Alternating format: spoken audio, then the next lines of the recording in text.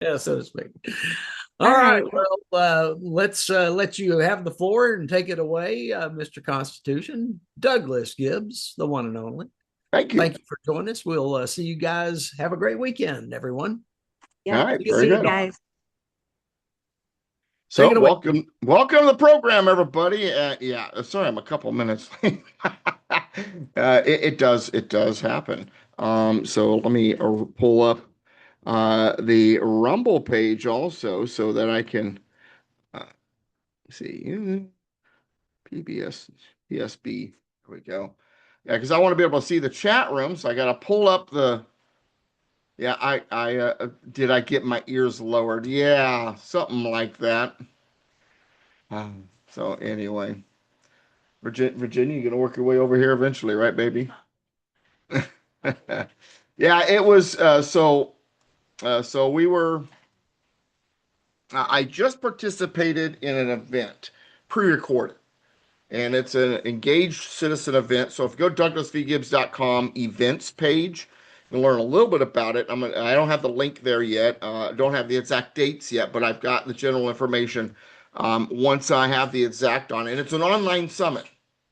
And so I pre-recorded the I don't even, I normally elevate my computer and elevate the mic. I didn't have time for that, so my head's like off into the roof here in the ceiling. But anyway, and so the and I basically got interviewed. They'll be on the date to the event, and it's mid to late June, so it's in a couple weeks. And I'm excited. Hope Factor um, engagement Citizen Engagement Summit. I think that's the name of it. Hope Factor Citizen Engagement Summit. So if you look that up, you get a little information, but they don't have the exact dates yet. Over 20 speakers. I get to be one of them, and then we'll have a live panel discussion type thing. You okay? Like you're okay? You look like you're not 100% there. My sugar levels are high. Well, there is that. Yeah, she was all excited yesterday because she's diabetic. She was all excited yesterday because her sugar level was so low, lowest it's been in forever. And then today it's higher than it's been in like a couple of years. Like, what Yeah. happened? But anyway, so good afternoon. It was a biscuit. It was a biscuits and gravy. Was it biscuits and gravy? Yeah, and the cinnamon roll last night. And she had biscuits and gravy for breakfast and a waffle, I think. And even the Yeah. even though you used sugar-free sugar-free syrup, yeah, maybe she just gotten Maybe I should have just gone just the waffle itself instead of the no, biscuits you and should gravy. should have just gotten like, an egg, maybe a sausage patty. But I wanted something different. I just so anyway. It ain't easy being cheesy, man. You want the tasty stuff. I get it. Uh, I Good get stuff. it. Okay. So I'm sitting here working on. I have a website, navigationtoliberty.com. It's kind of my alternative site, my backup site, because every once in a while, my main site, douglasvgibbs.com, we're working on stuff. I'm trying to get just the way I want it. And sometimes the communication with the guys who run the site sometimes is tricky. Hmm. And so I have full control over navigation to liberty.com, Yes. navigation number two, liberty.com. And I kind of use that as an alternative site. That way people look up my book, stuff like that. And now that douglasvgibbs.com is getting closer to the way I want it to be, a little bit more, I have a little bit more creative control over it. Hmm. Um, I'm turning navigation to liberty into the books site because we don't have a books page at douglasvgibbs.com. And also, I do have a book that I plan to have come out probably right around Constitution Day called Navigation to Liberty, hence the name of the site. And it's going to be a line by line examination of the Constitution. Now, I've written books like that before, but this is more updated and written in a little bit more of a, I hate to say it this way, but a J. Vernon McGee style. I really get deeper into the context, the stories. I So like I guess we just call it through the Constitution instead of through the Bible. I But like him. you like J. Vernon McGee? Yeah. But anyways, They're and very so good. and so lowered my ears. Yeah, so I got a haircut and I tell my barber I was in the Navy, not the Marine Corps. Don't be doing the high and tight stuff. And well, He did, especially it's the pretty the close to bad high hair. and tight. But you done a week ago, didn't you? Yeah, yeah. Well, it takes 2 weeks before a bad haircut starts to look good. So next week it'll be perfect then, I guess. Yeah, Okay. yeah. 2 weeks. That's the difference between a good haircut and a bad haircut. About 2 weeks. So. Mine's good the first time I do it. So. Yeah, well, it's because you go to a yeah. I had a barber I absolutely adore in Southern California. Guy has all my books. You know, it's become a friend. His joke when I'd walk in is same thing but better, and I say, "Yep, that's it." And he just knew, right? These guys, they're good. They're the best ones in the area, but sometimes they get a little exuberant on the tapering This one part. definitely did. Yeah, same guy, but you know, just got a little bit more exuberant. That's okay. Yeah. I don't like the hair touching my ears. I've had longer hair before, but I really don't prefer. But anyway, that's not why we're here. We're here to talk about a number of things. Oh, touching. You're touching my hair? Yeah. Oh, you're because you're watching the video at the same time. Yeah, that's delayed by a little bit. All right, but anyway, so there's a lot going on, as always. And today, there's a few things that we need to talk about. Okay. And so I'm not sure what I want to start with. Do I want to get into the preamble, we the people I was talking about earlier, or do you want to get into the Rubio testimony before the United States Senate? And there's some other stuff. Rubio, you want to talk about that? What bothers me is who was the person that asked him, what was asking him questions? Who was that? Who was that woman? What was her name? Oh, geez. I can't think of her name. Sarah Jacobs, Representative Sarah Jacobs. No, that wasn't her about the shoes. Oh, yeah, it was somebody It was afterwards. somebody- Yeah, it was right after Sarah Jacobs. Saying about his shoes. What the heck does his shoes have anything to do with the topic at hand? And she didn't even know what kind of shoes they were in the first place. Well, actually, Sarah Jacobs originally brought up the shoes. Okay. But then someone else decided to double down on So it. please tell me what the shoe thing's about. Are we talking about shoes? Are we buying shoes for some other people, or what is the big issue with the shoes? Because that completely threw me off, and I'm thinking, what? Are we shopping for shoes or what? I don't understand. Yeah, well, and the thing is, the hearing, it's a Foreign Affairs Committee, House Foreign Affairs Committee hearing, and they bought the shoes in? Yeah. What the shoes have to do with it? Who cares if it was that those shoes or shoes? Well, she was trying. He could be barefoot. For all we know, we didn't know. I saw no zapatos, so I don't know what they're talking about. So what the heck? She was trying to make a point of how. So the reason why the shoes are brought up is Donald Trump had given him a pair of shoes.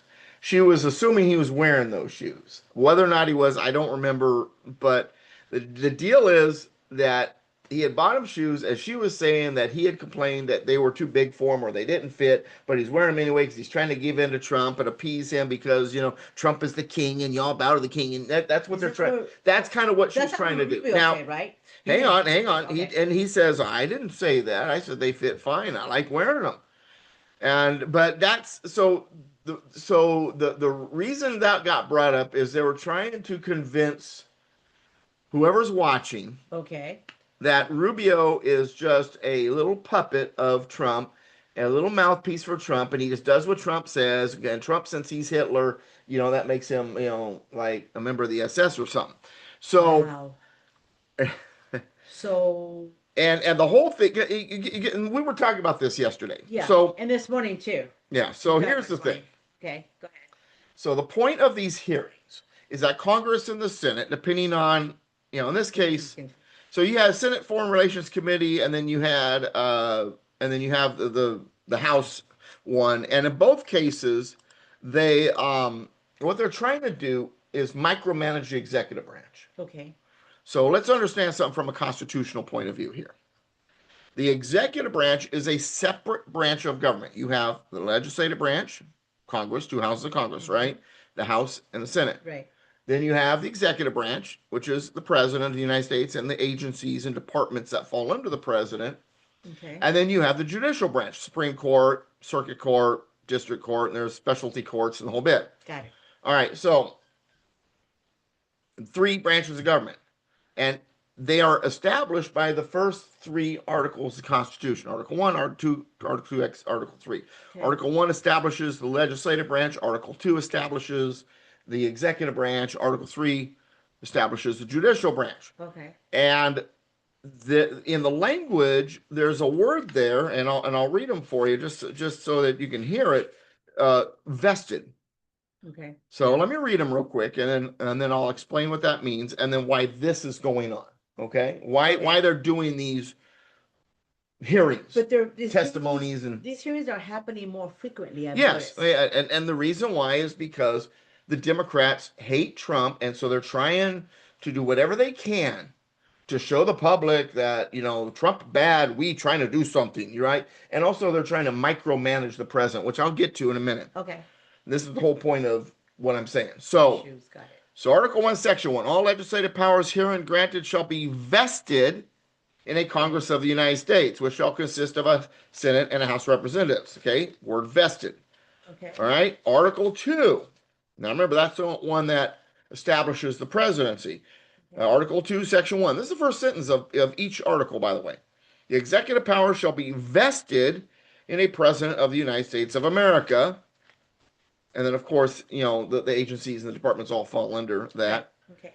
And then Article 3, the judicial power of the United States shall be vested in one Supreme Court and in such inferior courts as the Congress may from time to time ordain and establish.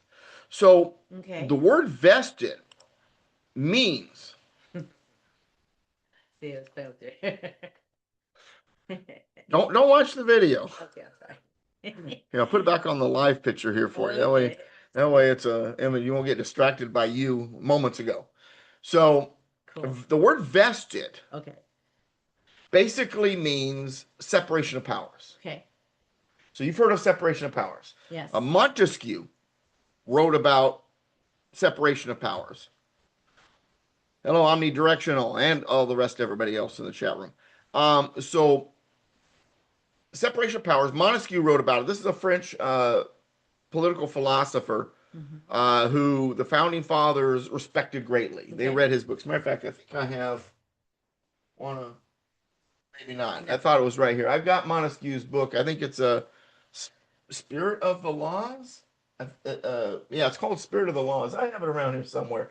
But anyway, so Montesquieu and so the idea of a separation of powers was not established, but in modern writings established by Montesquieu.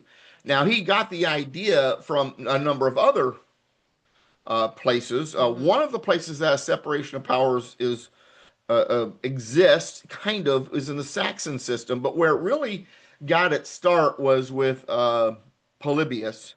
Polybius was a Greek philosopher. Polybius wound up, I'm trying to remember if it was Polybius or Solon. One of them, I think it was Polybius, wound up getting, when Rome took over Greece, he was fascinated by the Roman system. And one of the things that Polybius talked about was that the lawmakers should not be the lawgivers, and the lawgivers should not be the lawmakers.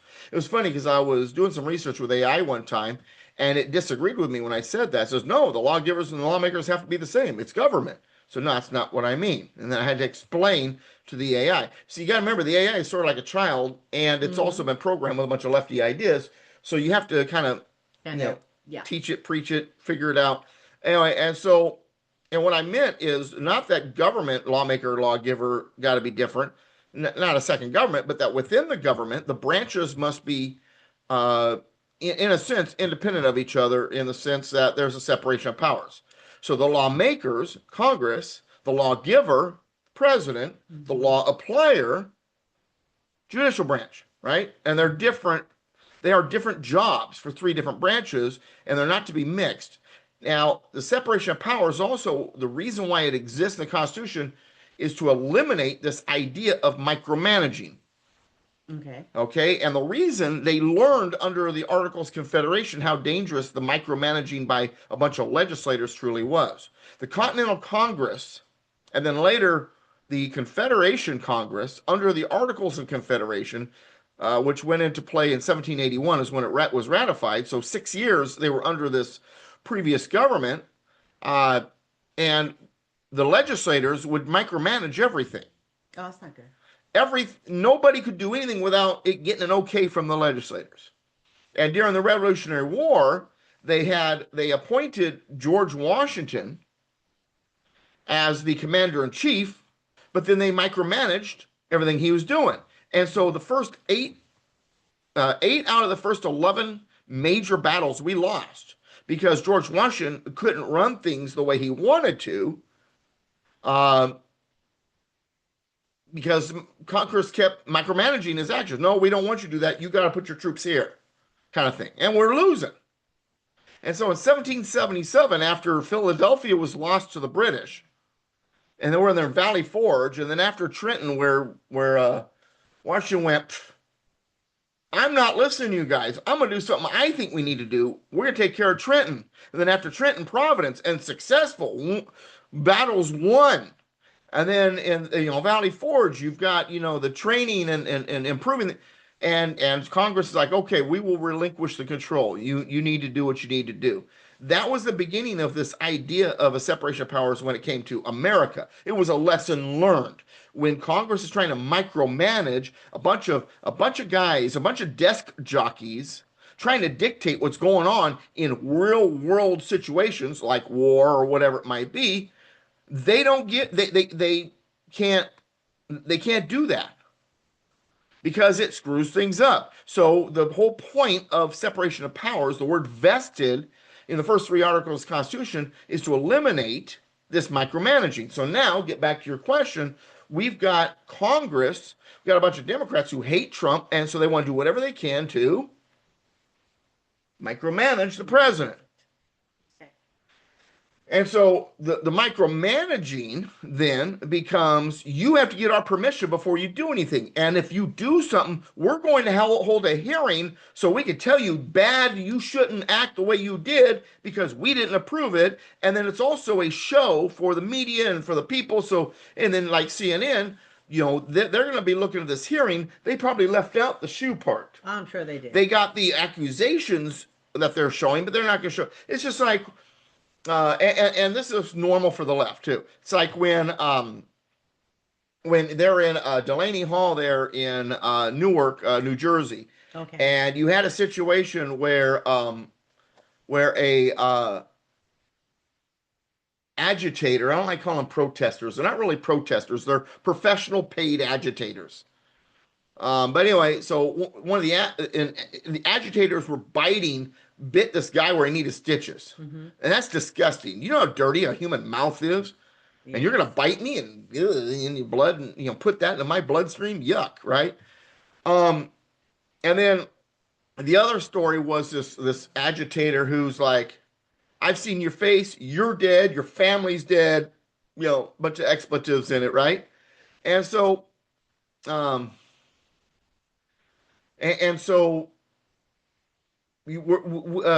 watching this and I'm looking for articles because I want to write about it or talk about it on one of my shows. I can't remember which. Now, most of the time, I don't use Google, Yahoo, Bing, the mainstream search engines. Because if I enter something on those search engines, the first 20 pages will be either leftist organizations, outlets, or small outlets that are nothing but leftist ideas. You won't find anything that isn't on the left. But if I go to something like Yandex.com, which is actually a Russian search engine, wow, I can find what I'm looking for, or I'll ask a couple of AIs I use. Hey, I'm looking for conservative. Problem is, it usually goes to heritage, but conservative commentary on such and such. Then it'll find it for me, or I'll use there's a and then there's a number of search engines I use that, Brave, let's see, Brave, freespoke.com, there's Yandex, there's let's see, Ecosia, forconservative.com, Result Hunter, startpage.com. There are a number of search engines that you can use that are not mainstream lefty crazy. I didn't say the Articles of Confederation was a thing, Ricky Roush, when he was losing those first battles.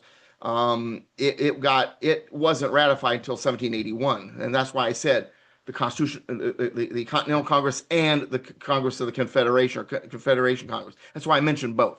But in both cases, the idea was so you're once again, Ricky, pay attention, careful saying that I said something I didn't say. So anyway, so early on, those first two Congresses, get back to the point, where you got the micromanaging. So you've got now Congress doing the exact same thing today that caused a problem back then. All right, which is the micromanagement, trying to micromanage. I'll get back to my story. So I'm looking up, I decide when I want to look up the bite at Delaney Hall and the guy who was basically telling the ICE guy, you're dead, your family's dead. I wanted to see if the left had any articles out about it. So I purposely went to Google because I knew the left would come up first. Not a single thing showed up. The first choices on the first page were all social media and a Fox News article and a New York Post article. So what that told me was that the left, the mainstream media, CNN, MSN, what's it called? MS Now, I think it's called. All of these, New York Times, you name it, not a single one of them had anything about because they won't report on it. So now, and so the left knows this. So when they have these hearings, and they attack someone like Rubio, they know that CNN is going to play the attack questions, maybe him scratching his chin. They're going to cherry pick what they show. Okay. And so it's all a show. It's all a production. It's to manufacture. See, we are worried about this out of control Trump, and Rubio went before Congress and the questions were posed. They'll play the questions, and he didn't know how to answer. Right? That's what they do. But then they left out the part where Rubio pretty much pulled a master class on these people. So now, to get back to the whole thing, what's going on? Okay, back to the shoes. Is so they were trying to prove that he is just Trump's puppet by playing the shoes. And he was, and he had the perfect response. So, he was testifying regarding the State Department budget request, and negotiations with Iran, and the current ceasefire remains fragile. And he says, the war is over. They're like, the war is still going on. Okay, whatever. And so Sarah Jacobs, this Democrat from California, of course it's a California Democrat. And so she asked Rubio, when he didn't give an answer that she was looking for, because you got to remember also, they play this game that if you question the 2020 election, you want to overthrow the government. If you want to overthrow the government, you're an insurrectionist. So there's just a bunch of insurrectionists in office. Here's a bunch of America-hating insurrectionists who want to overthrow the government. We got to get rid of them because they're a bunch of Nazis who want to take over the government. That's their narrative, right? So she asked a question to try to pin him with that about the 2020 election. She says, well, who won the 2020 election? We know that Trump won it. Right. But if you say that, then you're trying to overthrow the election.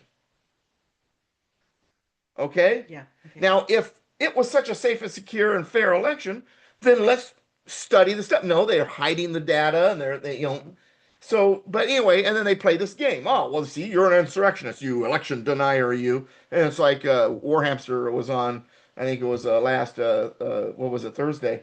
No, not Thursday. When was it? Was it Friday? Tuesday. I think it was Tuesday. No, it was last week.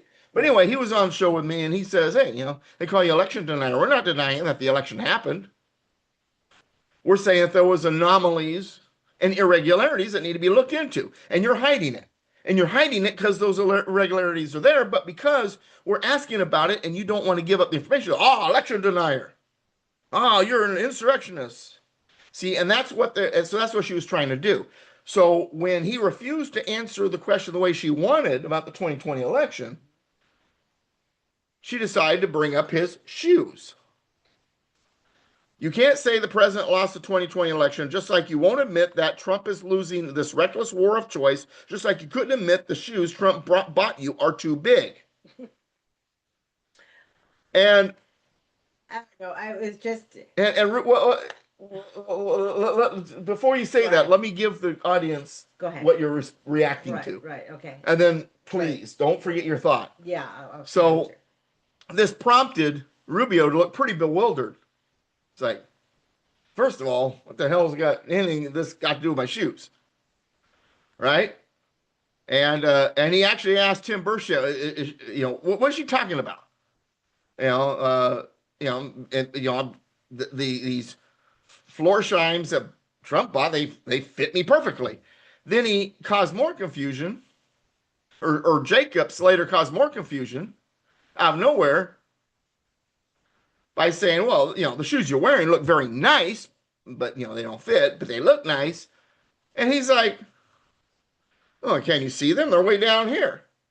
We're talking about shoes? Is this a foreign affairs committee or a circus? And she went, I can't remember if it was her or the lady you brought up afterwards that winds up walking out. Yeah, I think the other lady, the one with the short. But anyway, and then it's like, hey, you're walking out. I'm trying to answer your question. Where are you going? But anyway, so that's what we're talking about. So, and so that's what you caught Bill ordering. Okay, please give us your thought. What bothers me though, is the stupidity of people. Okay, we went from something serious to something stupid. Okay, like what the heck does zapatos have anything to do with anything? Okay, seriously.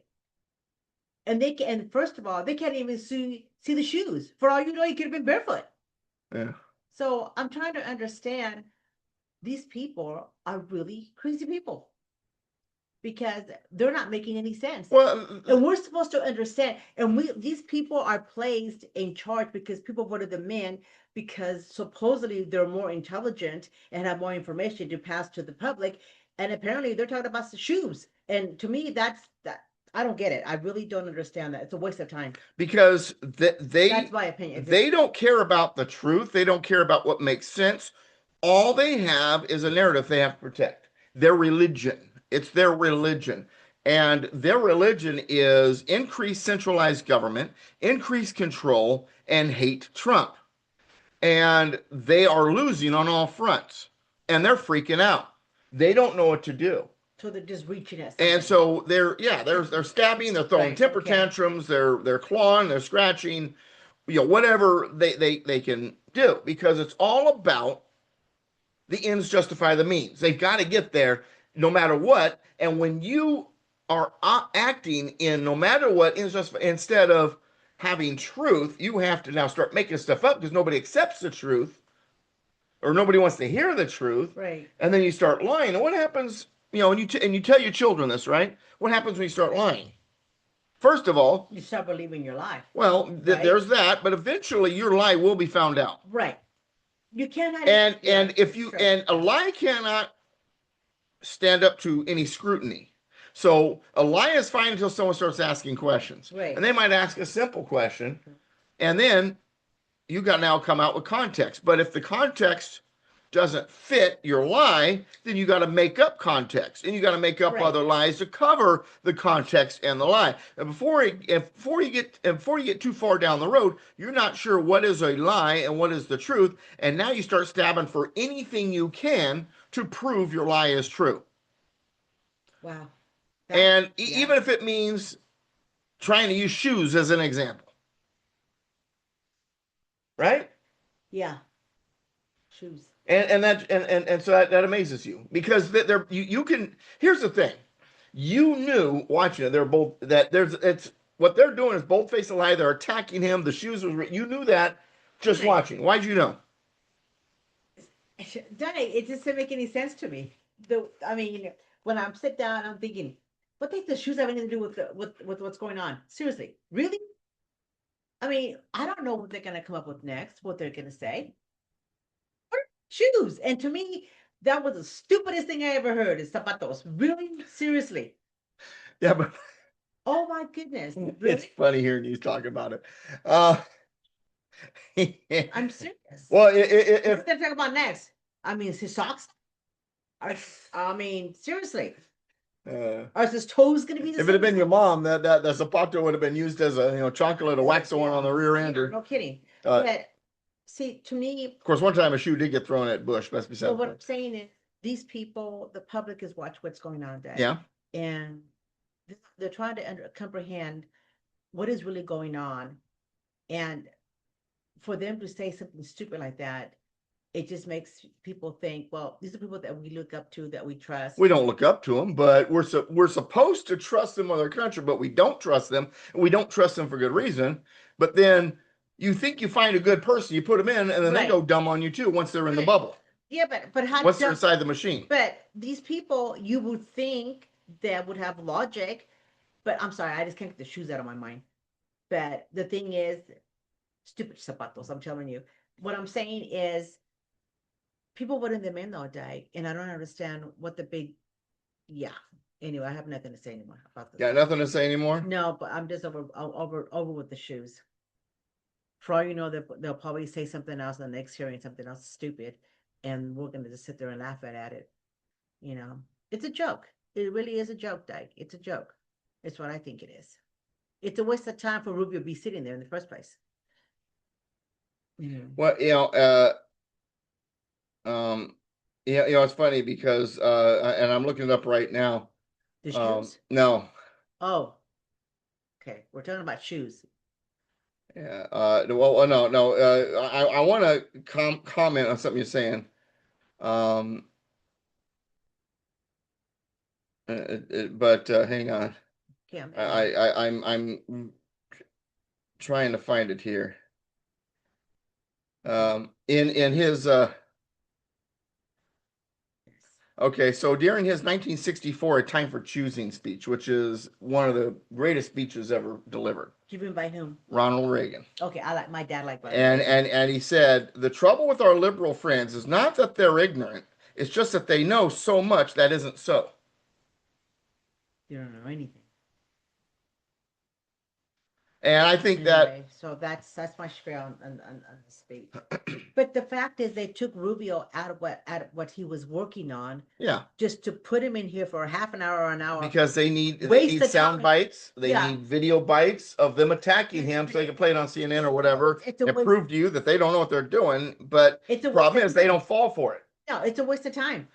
He could have been doing something else. Well, absolutely. And Congress, getting back to my original point, has no business trying to micromanage the executive branch. So Separation of powers. when did this happen? Make law. When did That's your job. when did Nothing they- more. When did they make a decision to cross over in the sense and make all these decisions by themselves? Before the ink was dry on the Constitution. So we need to do something about it. That's what we're working on. Because it's getting worse as time goes by. That's why we do these shows. It's getting bad. That's why I write what I write. But it's getting bad. It's getting bad. It's been bad. It's been bad. Okay. It was bad shortly after the Constitution, like No, you know, but look before at the ink was dry. seriously, Dad. I never heard about something stupid as zapatos, and here we are. But see now, know? now that this brings up another point that I was trying to bring up earlier. Now you brought us right back to it. You never heard about it. It's No. getting bad. No, you just didn't notice before because you weren't paying attention so close. Well, I didn't pay attention because I didn't think people were that stupid. Well, I thought all along, okay. So, but then you shut them when you sit there and you listen, you're like, does he just mention zapatos? Really? Are they really seriously talking about his shoes? Really? Is that something we have to hear about on the news? Really? Maybe I should put my shoes out there and look at my shoes too. I'm wearing sneakers, by the way. so when we were dating, or before we were dating, actually, because she wouldn't date me until she graduated high school because she was a year ahead of me, and a senior girl doesn't date a junior boy. So I had to wait till I was a senior, and then my girlfriend didn't even go to the school anymore. Okay. Robbing the cradle. Oh. But Wow. A year and a half. Oh, geez. Wow. Okay. But anyway, so she remembers. So after we met, October of my junior year, Halloween party, Yes. And I was completely infatuated with her, love at first sight. Didn't even know she existed till that party. She knew who I was. I didn't know who she was. But anyway, and so I wanted to, of course, because I'm infatuated and I've got the butterflies or whatever going on, and so I want to spend time with her. And since she won't go out with me, even though we kissed at the end of that party, sort of, it was a sort of kiss. It was a kiss, but it was hang on, let me finish. Oh, Let me finish. So I wanted to do whatever I could to spend time with her, and since she wouldn't go out with me, okay. I'd spend lunch with her. Yes. So she had lunch in like one of the quads there at school, her and her two friends. And I was three friends? Yeah. Oh, yeah, three of them. Yeah. Yeah, Amanda, Catherine, and Amy. Okay. So I forgot about Amanda, and she's the one I was arguing politics with most of the time. She's an outright commie. She still is. Yeah, I was talking to my friend Robert not too long ago, and she found out that he liked to play golf, and she was, appalled by his willingness to get out there and stomp around in nature. What does nature think of what you're doing? Really? Wow. But anyway, so I was in the Issues and Answers Club, which was basically a debate club, stuff like that. So our entire marriage, my point is that our entire marriage, I have been all about politics. Singing Wind, How Do You Sort of Kiss? She kissed me. I got so shook up that I kind of kissed, barely touched lips, and then pulled off because she made me so nervous. She was so beautiful. What? That I couldn't even kiss properly. You said was. Well, you're still beautiful, but I mean, okay. I'm not saying that as opposed to now. I'm saying that, when at that time I saw you as so beautiful. Go ahead, Doug. But I get what you're trying to say. That's not what I meant. Yeah, it's messing with me.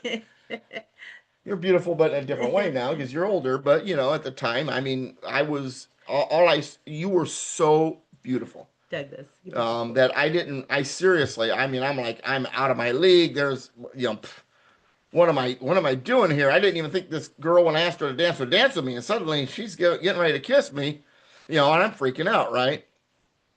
But anyway. Go ahead. Continue on. What were you going to say? Chat room distracted me. How dare you? Oh, okay. Blame them, No, right? Yeah, no, I'm kidding. Keep on talking. I'm watching. But anyway, so I've always been involved with politics, and so she's had to spend our entire marriage dealing with the fact that I'm involved in politics. I talk politics. That's what I do. But it wasn't until about 2006 that I began to get sort of involved in politics. And by 2010, I was very involved in local politics. I even ran for city council in 2010. I ran for school board in 2018. Part of a Tea Party group, stuff like that. She's never understood it. She appreciated because she knew it made me happy. She didn't appreciate it because she thought I was doing something for the country. Because I remember you saying to me one time, what does it matter? Government's going to do what it does. And, so it was always something Doug did. She appreciated what I did, not because she appreciated it as much as she knew it made me happy. Well, that's what a wife's supposed to do, is support her husband, right? Right. Okay, that's what I did. And she supported her husband. And then about, I'd say a year before we moved up here. Yeah, I think so. About a year before we moved up here. And so about 3 years ago. Yeah. And she says to me, how can I help you save America? A light went on, an epiphany, whatever you want to call it. And she suddenly began to see politics in a different way. I don't know what did it. You also kind of had an epiphany about biblical items and our faith and all that. But anyway, Doug was cougar prey. Wow. Right? You did that to me. But anyway. Oh, you loved it. It's done good. You loved it. It. You're rough. But anyway, get back to the point. Boy, you're just trying to distract us with other stuff, man. You chat room, you. But anyway, so, and she began to then come with me to the classes I was teaching, Constitution classes, some history things that I did, speaking engagements, some of these political organizations I was a member of. She started going to those meetings with me. and she started looking at things different. Now, here's why I tell that story. For you, because it's sort of like that Ronald Reagan joke, and I hate bringing up Ronald Reagan multiple times, but it's just he seems. You heard the joke, right? This is one of my favorite jokes. So he said about the little kitty. yeah, the kitties. So let me tell them so that I get the point across. So the joke is that this guy is going to the the Democratic convention first. Yes. And there's this kid out there with baby kittens in a box near the door. And the kid's holding up the kittens, shouting, "Get your Democrat kitten here, get your Democrat kitten." And the guy kind of gives the kid a sideways glance, goes on in the convention. He's a reporter of some type, so he's there to report on the convention. Yeah. So a couple weeks later, this reporter now is approaching the Republican convention. Here we go through the door, and sure enough, same kid, same box of kittens. "Get your Republican kitten here, get your Republican kitten." And the reporter stops and says, "Hey, kid, aren't you the kid who was at the Democratic, Democratic convention with the same kittens?" Kid says, "Well, yeah, but you said at that time they're Democratic kittens. What suddenly makes them Republican kittens?" The kid says, "Well, now their eyes are open." That's what happened. You had your eyes opened. You suddenly saw things that you didn't see before. So it's not that it's suddenly happening. It's been going on all along. Right. You're just now realizing it. Now, I will admit, I've been in politics for 50 years, and I've never seen it this bad. It's been gradually progressing to worse. So yeah, they're progressives all right. They progress it to worse, but it is worse than it's ever been. But it's not something that is suddenly happening. It's just that you've noticed because now your eyes are open, and so I want to let people know, understand something. Most people out there, their eyes are closed, and the Democrats know it, and that's the reason for the hearings. Either that or people are just very busy, just trying to survive. And what they hear on the news is what they take for what it is. Right. They think they're being honest. They think they're not going to lie. So you can't really blame people. I mean, we are. Well, we're distracted by our lives too. Exactly. You got to go to work and a soccer game for the kids, make dinner or whatever, and you're so distracted. Right. You don't have time for it. And I mean, that's kind of the way you were. You were going to work and all that. So we're very fortunate because we don't have to work. We've been blessed. The Lord's blessed us in having a home. We don't have to anymore. Yeah. We don't have a mortgage. It's just you and I and the little doggies. And we live in a beautiful area, the paradise that we have. We're very fortunate. So not many people can really say, "Hey, Well, I didn't used to be able to say that, but I was still involved. Right. So and I appreciate what you're saying, but let's be careful not to give people excuses. I don't think it's an excuse. No, well, it kind of is because and I mentioned people are distracted too, so I'm doing the same thing as you. Yeah. And my opinion has always been there are no excuses. Yes. There's a lot going on. And we can give all kinds of excuses, but in the end, there's no excuse for not being involved, paying attention, and having enough of a brain to realize you're being lied to, that it's ridiculous. Some of the stuff the left does is so ridiculous, and the fact that people in LA were still voting for Karen Bass, the fact that people in the last presidential election still voted for Kamala Harris blows my mind. You got to be pretty distracted, stupid, not paying attention, or desiring these hard left, system. It's one of the four. Well, can they believe also that they believe in their mind that this person is possible? They can actually make a change in their mind? but if you use a little common sense, it's obvious that the word salad cackling windbag couldn't. I don't know. I don't know. But all you gotta do is open your eyes. It gets back to the kittens. Open your eyes. And so we have to see everybody in this chat room, except for maybe Ricky Roush, their eyes are open.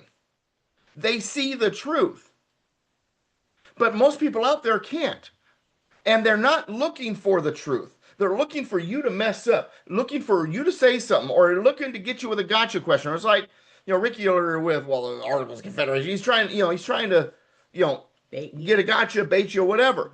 And that's what they do because they don't, I don't know if it's because they don't know any better or because they just don't want to admit that you might be right or whatever, but that's what they do. They can't win in the arena of ideas, so it becomes an attack. They troll you, they attack you, and so that's what they're doing. They can't win in the arena of ideas, so they have to attack. And they bite and they scratch and they scream and. But basically, that's the last resort. Is it? Right, that's their last resort. And so they have these hearings to try to get Rubio in front of, get him to mess up on things. Oh, look, and they've been doing this forever. And if they get any toe in the door, they will take it and blow it into something massive. It's like getting back to what was his name? Vice President for Reagan, the first vice president. Oh my gosh. I know who you're talking about, but I can't think of his name. Yeah, but anyway, and couldn't spell the word potato, right? Oh my gosh, what's his name again? Oh my gosh. Yeah, it's on the tip of my tongue. But anyway, I know and so and the thing is, he was given a card. He's with kids, and it was spelled wrong on the card. So he went by what was spelled, and before he goes, wait a second, that isn't right. That was it. Yeah. It was over. It's just incredible how people are looking for an excuse to destroy a person. Yeah, anything that they can get their hands on, anything. But that is so minute though, Dane. So and Trump, they've been hitting him and hitting him and hitting him and hitting him, and somehow Dan Quayle, thank you, Founder Files. I knew the last name was an animal, so I'm like going, fuck. That was wolf. So after that was done, that was the last of his career in politics. What was that? For Quayle, that was the last. Yeah, pretty much destroyed his entire political career. Over a misspelling of a potato? Yeah. He added an E to it. So what? It has an E if you add an S, if it's plural, but there's no E if it's singular. Are you kidding me? Something so small. So the media like, see, he's so stupid. He can't even spell potato. Do you really want a stupid person in office? That's what they do. Well, the people they have. Of course, they say stupid stuff. The people they're already better than. Oh, they're more stupid. That's what I'm saying. But then he's still sitting there. But then the talking about calling the kettle. Hang on a second. Then the media, they circle the wagons. They protect their own. Yeah, they do. They attack their opposition. It's stupid. The whole thing is just wrong in all different levels. That's just me then. Okay. All right. Okay. Said my speech. Don't you think so? It's dumb. Yes. I mean, are we back in high school though, or is it middle school? Probably or something stupid. I think kids today have more maturity than these people in Congress. That's my take. All right. So someone brought up something in the chat room I think kind of applies, I think. Okay, what is it? So Alan says, what do you think about black pillars? I didn't know what they meant, so I looked it up. And if this is what you mean, a black pillar is most frequently used online to describe an extreme nihilistic worldview where individuals feel hopeless about fixing society or systemic problems. So in other words, you've got people who get involved like you and I do the right thing, the attackers, and there's the people in the middle. And I think I kind of referenced this group a little bit, but I didn't really get into it. Okay. Which is the people who go, and like what you used to say, where it's government, they're going to do what they do. There's nothing you can do about it. That's kind of what a black pillar is, if what I'm looking up is accurate. Black pillar as in they took the black pill. You got red pill, blue pill? Right. They took the black pill. Well, which means there's nothing you can do about it. Well, when you look at the everyday people, they hate it, but there's nothing you can do about it. Right. When you're looking at people who are working every day, moms and dads, and they're involved with the kids' activities and all, where are they going to make the time to take the time and be able to do something about it? Where is it between that? Well, let's back up a little. You know what I'm saying? Our problem is we think we're so overwhelmed there isn't anything we can do about it. There's people that way when they have to work 2 or 3 jobs to make ends meet. Well, hang on. Okay. Hang on. I get that. And once again, Okay. that's excuses. There's no excuse.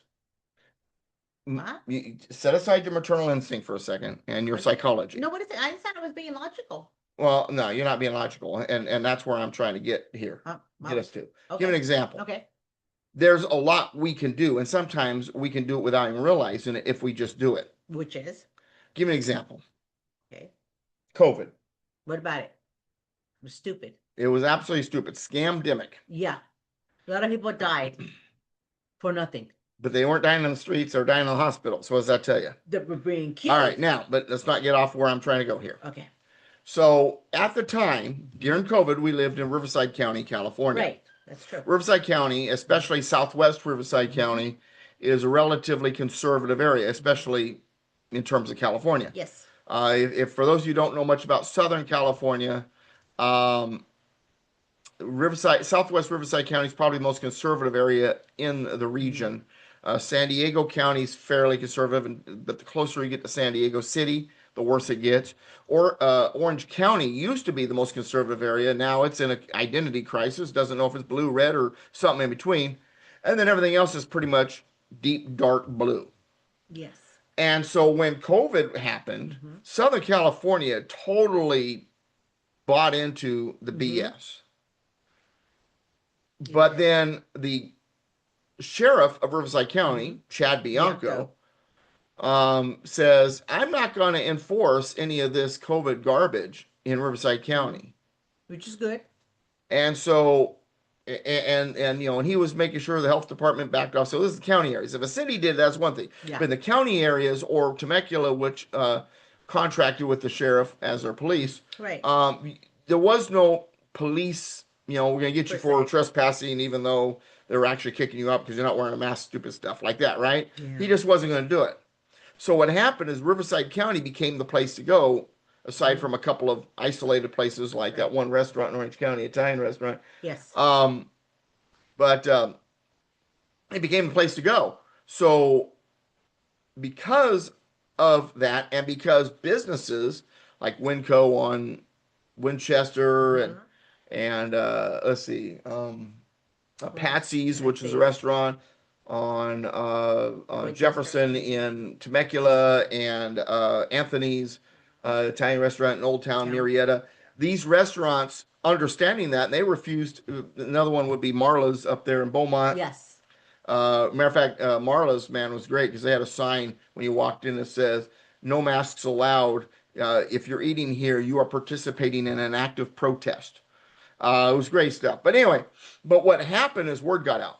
They have good food too. And because all we did was refuse to put on our masks and go to these businesses and tell other people about it, Right. Riverside County became the place to go to if you wanted to get something to eat or go shopping and not have to play this stupid mask game. Yeah. And we did something without even realizing it, just by refusing to comply with that was going on. So even the simplest little things can have an impact. Yeah.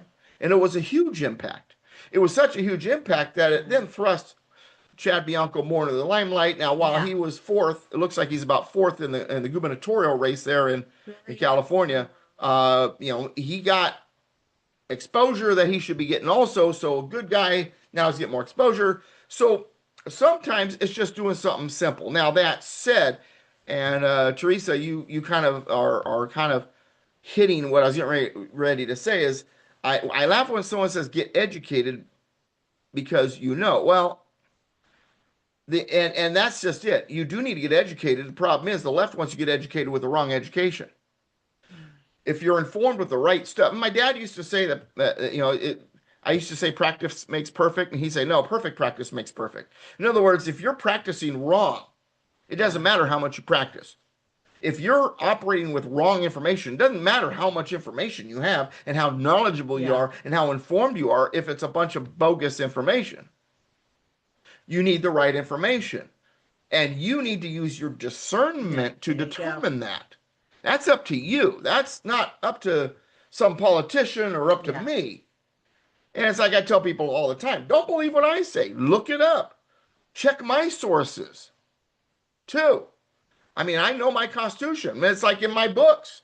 I've got a bibliography. Check out those. Check out other things. Question. Always look a little deeper, because what's on the surface may not be true. Sometimes it may look true, Yeah. but when you get into the context of things and you determine that there's so much more to the story, the old saying, right? You know, what he said, what she said, what really happened. Right. You know, we need to find that what really happened part. And so it's important that to understand that we do need to be informed. But once you're informed, then and I used to tell my Constitution classes this, now that you understand, now that you've studied the Constitution, what are you going to do with that knowledge? Now that you're informed, what are you going to do? Share it with your friends. Share it with your friends, Your get family. involved, and then how do you get involved? And in this summit that I just pre-recorded earlier today, that I'm a part of, that citizen engagement summit that is going to be online in a week or two or something. Navigation2liberty.com. I'll get all the information there eventually, and on my events page at douglasvgibbs.com once I have all the information. But anyway, but like I was telling her, well, then what are you going to do? You know, it's one thing to be informed, but it does no good if you have all this information, but you do nothing with it. I could be the most skilled person in football, understand the game, and be a big guy and have all this talent, but if I never go out there and actually play the game, it doesn't matter. Doesn't matter when it comes to the game. Either I need to be a coach, a consultant, a ref, or a player, or something like that. If you're going to have all this knowledge and you just watch it for your own entertainment, that's great. It doesn't do anything for the game.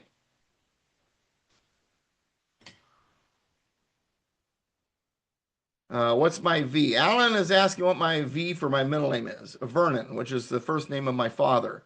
But his name was Vernon Francis, which means he went by a different name, Bud.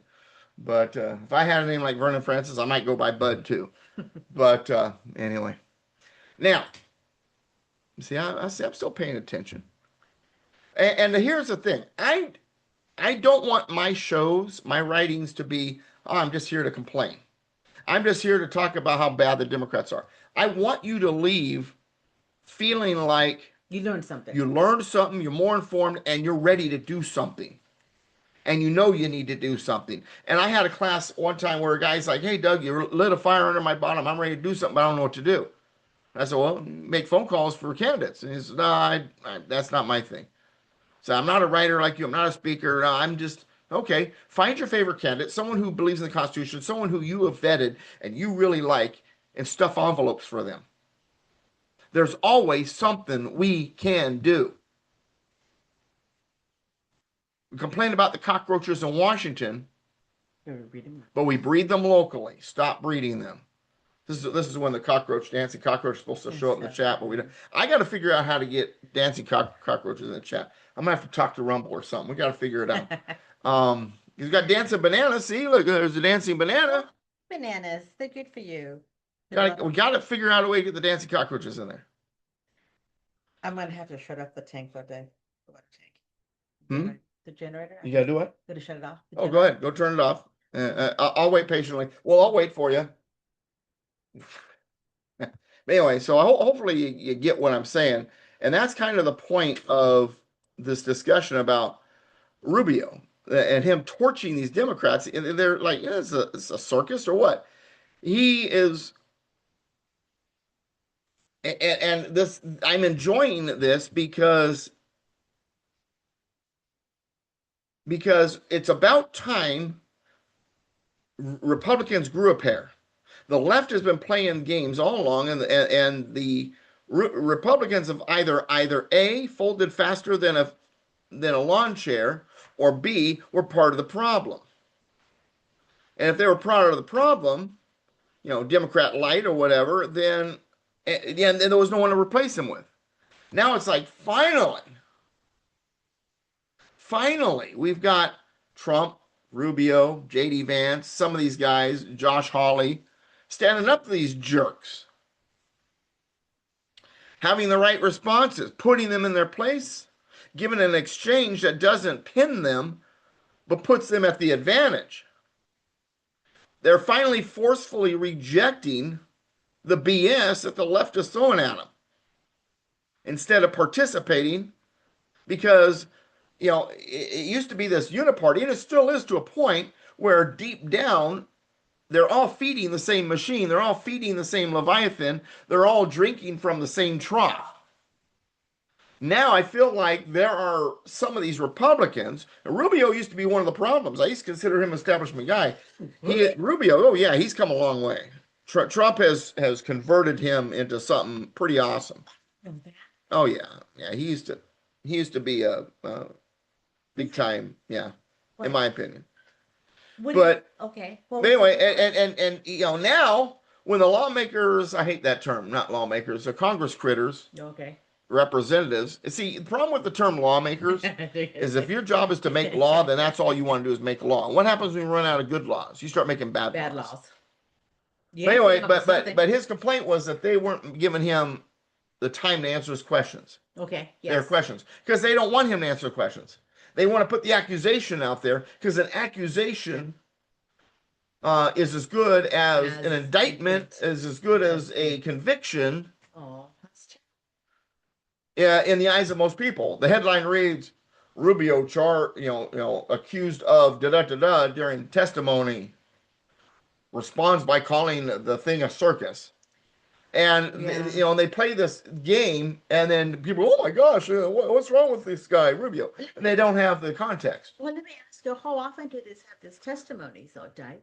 Well, it used to not be very often. It seems like it's happening all the time now. That's because they're desperate. They're desperate. For lack of a better way of saying it, they are absolutely desperate, because they know that Trump and MAGA has them on the fence. And I don't care what you think of MAGA and Trump. You may only like some things about him, you may hate him, but you have to admit he doesn't put up with the BS of the left. Whether you like the results or not is not my point. It's nice to see someone standing up to these Marxist commie bastards of the Democratic Party, this hard left, ideologically warped, twisted, in a fringe part, and they project, it amazes me. And here's the thing, and they play identity politics. Not only that though, but Trump doesn't fit into their establishment, their agenda. He's totally different. He's right. Totally, He's also an outsider. Right. He's an outsider, so he doesn't fit into what they want him to be or perceive him to be. Right. He's an outsider that can't be controlled. No. They can't get rid of him like they did Swalwell, because they don't have a blackmail list on him. They tried to create one, right, and he fought it and against it and stopped them in their tracks. Right. They don't. That Spencer Pratt's the same way. They don't know what to do with this, and but it's identity politics, and identity politics is another way of saying everybody has their own little group, and what that is class warfare.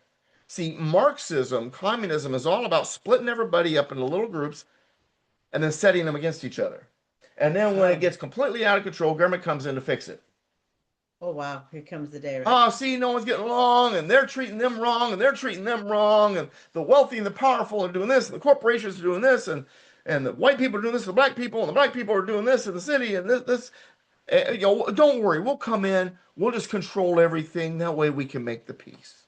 So everybody just sit right back, and we'll give you common good, the good for your community, with strict government control, because that's the only way really to make everybody get along. So basically, here comes the hero. Yeah. So they create the problem with class division, and group division, and identity politics. And then, And then when all the division is at its height, say, oh, well, we have this. You know what that's called? No. Hegelian dialectic. Oh, what is that? This is Hegel was someone who Karl Marx studied. Oh, so what exactly does that mean overall? It is a scheme to create revolution and movement towards a more centralized system. And so, I'll give you an example. People will fall for that. They've been falling for it for hundreds of years. Thousands of years, really. Oh, okay. But Hegelian dialectic, Hegel has been around since the early 1800s. Okay. So he's relatively new on the scene in the broad scheme of things, but it's basically what it is you create a problem, create an opposition to the problem, and then you supply the solution to the problem. And Black Lives Matter is a great example. Talk about control. That is one of the best ways to actually gain control of the people and have them thinking something different and making them feel that they're going to be safe now. Well, with what I'm talking about, the Hegelian Well, dialectic. yeah, talking about manipulating the people to Yeah, think well, something that's let not me give you there. my example. So, Wow. so what you do is create the problem, racism.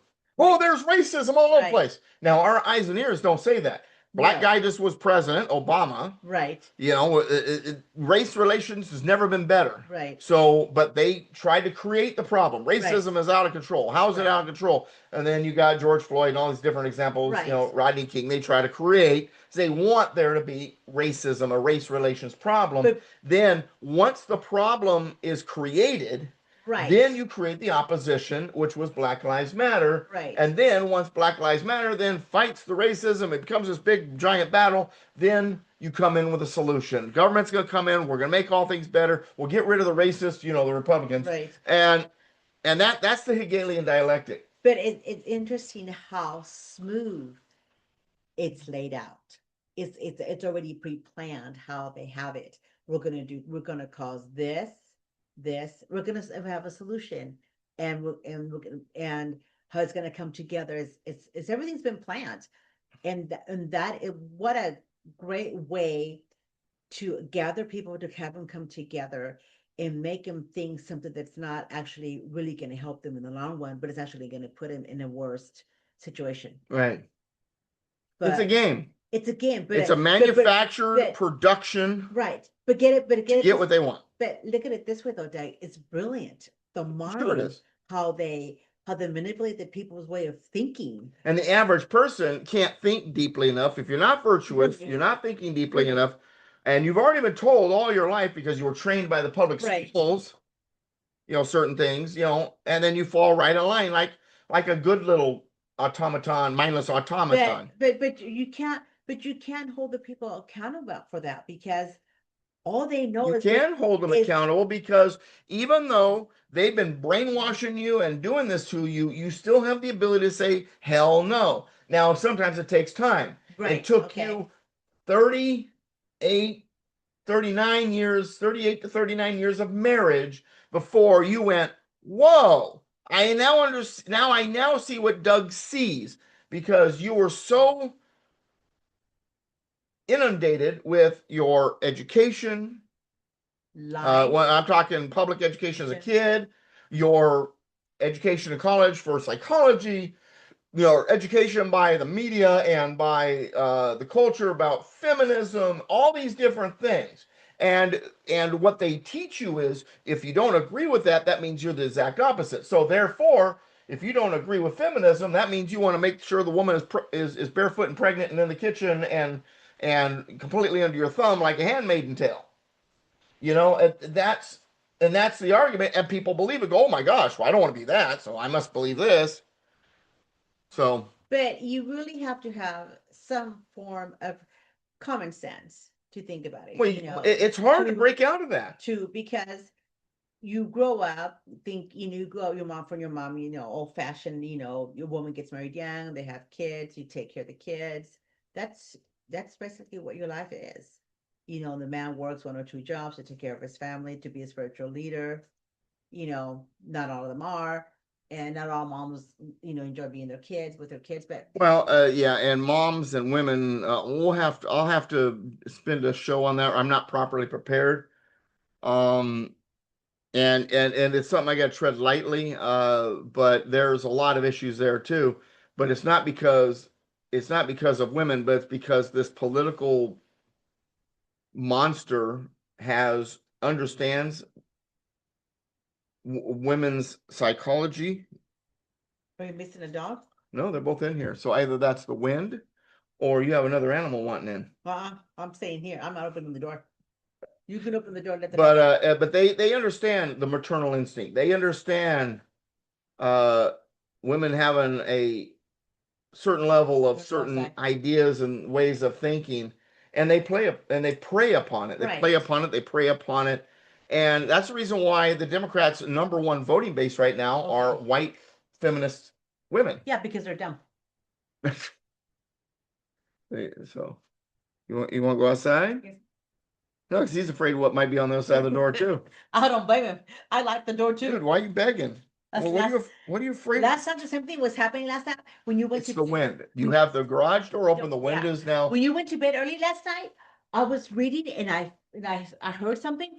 So I immediately let the dogs in. The dogs started barking and I brought the dogs inside and I closed the garage and then I locked the door. And I just sat here like, oh my gosh. Wow. So I don't know. Things happen. We live in the woods. What do you expect? You never know what's out there. Yeah, it might be a mountain lion in the garage. That's the reason I closed the door. And I locked it. Oops, you never know. All right, so now get back to, so did the founding fathers see this coming, Virginia, do you think? I believe they did. And I believe that God gave them the knowledge to to in a sense foresee a lot of things, you know, that is happening now. And it's we're in a period now in our lives that these are not going to get any better. I don't think they will. I mean, look at for what it is, regardless of what religion or what you All right. believe in, you know. I am an optimist. So am I, but I also look. I believe that if left alone by other forces, Okay. and if we all were to get involved and we were to pull our culture under control, become a virtuous people, and battle out, Anything's possible. we could turn this around. Right. There are forces and predictions, prophecy, I guess you could say, that makes one wonder. Yes, You know, we get into the do. prophecy in times, blah blah blah blah blah. Yeah, I agree. But I do believe. Um, good to see you too, Big Cayuna. It's important to realize that I'm a Christian, and so the question is, I get this all the time from fellow Christians. Doug, you're fighting prophecy. Well, maybe. I'm a firm believer, in Matthew, book of Matthew says that nobody knows the hour of, the day, hour, and time. We don't. Day, hour Yeah. of the return, thief in the night, blah, blah, blah, blah. It could be 50 years from Yeah, now. and so you have to live with two minds. Right. That you have to live with the urgency that the end is near and Yes. Christ is returning, and Yes. you have to live with also the understanding that it may not happen within your lifetime, your children's Right. lifetime, or your grandchildren's lifetime. So you plan it out in that Right. manner as well. Right. And so I fight day, hour, and season. Thank you, Teresa. That's the third word I was looking for. I couldn't remember the third word. And so, and so I operate that this can be turned around, and I'm gonna do everything I can. That's how I operate. But I also operate understanding that it may or may not matter. In the long scheme of things, it may matter because this is the ministry that I believe that God gave me. And if we get things turned around, great. If we don't, but along the way, I positively influence people. They decide to search out the truth, and out of it, they become, a better person. They accept Christ, whatever. Then it was all worth it too. If I positively influence one person, it's worth it. And I want us to understand this. All of this is nothing new. I mean, the founding fathers, Daniel. they understood human nature. And bless you, bless you, bless you. And so the preamble's phrasing shows us that what the founders meant regarding American identity, citizenship, was a meaningful connection, not identity politics. They understood what identity politics is. They didn't call it that, but they understood what it is. The phrase, we the people of the United States, very beginning of the Constitution. Yeah.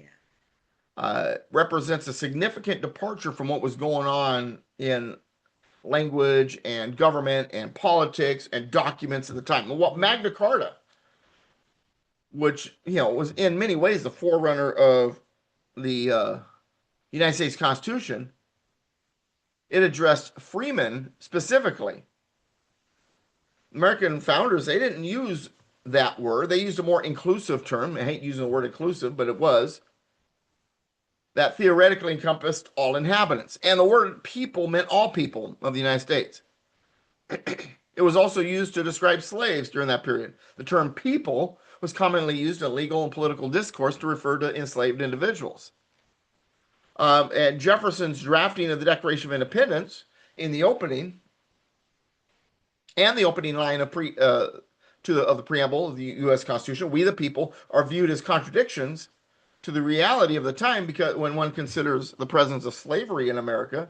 But if you look deeper into the context of the era, the individuals, founding fathers that were behind these documents, you understand the historical context. You don't listen to the knuckleheads, that try to, the deconstructionist people trying to convince you that, somehow America's flawed because these individuals had flaws or whatever.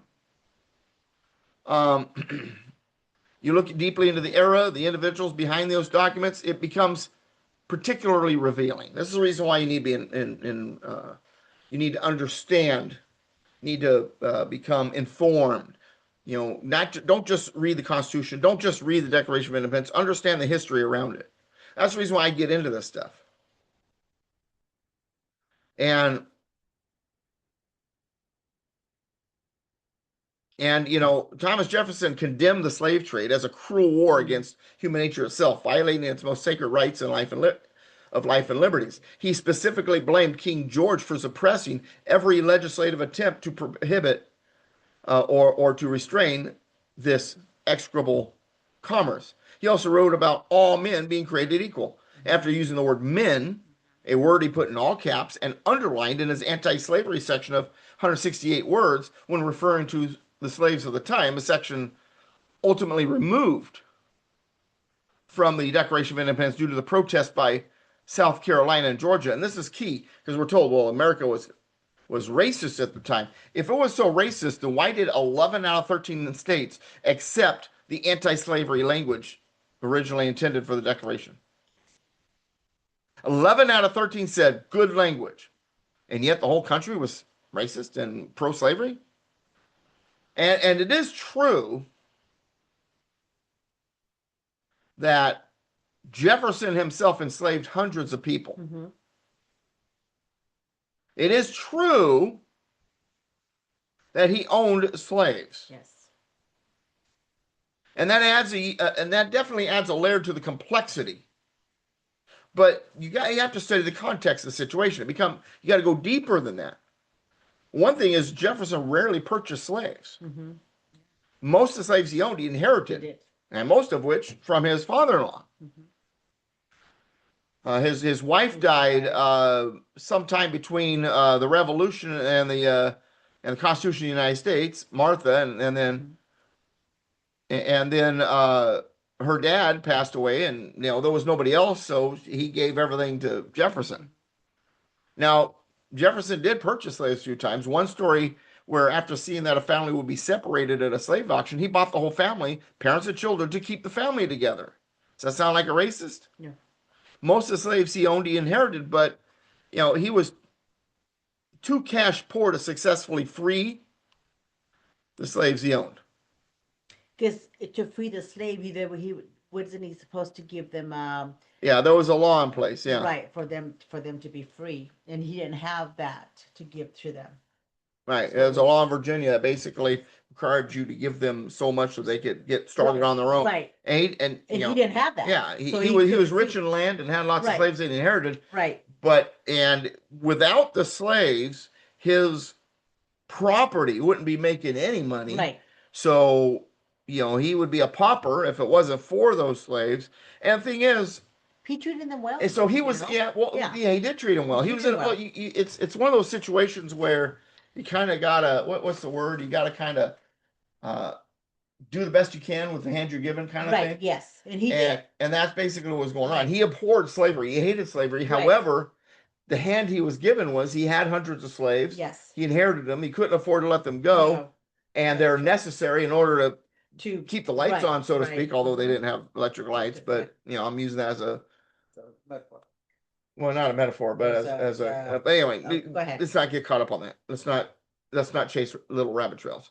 So all of that was true. So he had to then go, okay, well, this. Then I got to do the best I can Right. with it. This is the So, yeah.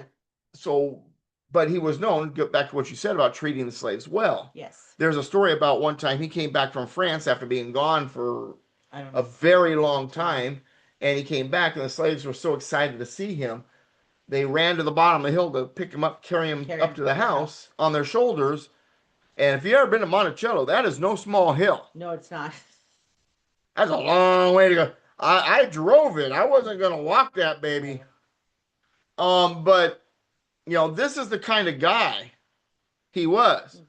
He treated his slaves good. Yeah, they were family to him. Yeah. And he treated them that way. I was disappointed when I went to Monticello and oh yes, and the stuff they were pushing, which I'll get to. But anyway, get back to my original point: is the founders understand the dangers of identity politics. That, you know, you got to realize, Revolutionary War, there was an animosity, and an animosity for good reason toward Tories and the European class structures, and that was kind of central to their revolutionary thinking. The founding fathers were consciously creating a new political identity distinct from European models of society based on hereditary status, class divisions. They didn't want the divisions. They didn't want the groups. They didn't want to say, okay, these are the elite, these are the subjects, this is the priest class, you know, they can't eat the table together, you know, you're stuck where you are because that's the way you were born. They wanted nothing to do with that garbage. So they created the Constitution, our system, to get rid of that. And the phrase, we the people, and when you say we the people, to anybody around the world, they know it's uniquely American. They may not know it's the beginning of the preamble to the U.S. Constitution. Some of them might even think it's in the Declaration of Independence. But everybody knows that we the people is a uniquely American term. And it's a very important term. And it was a radical departure from the language of the time, you know, we the king, we the parliament, we the freemen, and suggested sovereignty residing in the populace rather than a monarch or aristocracy. In America, the intent of the word of in the preamble, we the people of the United States, even signified an even deeper connection than just being a resident. And this gets back to with the legal aliens and you know, and a lot of that too. Are you truly of America? It's one thing to be in America, but are you of America? The distinction between between being in America versus being of America appears. I mean, it seemed to have been very significant to early American political thought, and so this perspective helps explain why the Naturalization Act of 1790 was passed so quickly, establishing the citizenship required not just presence, but a meaningful connection to the American project.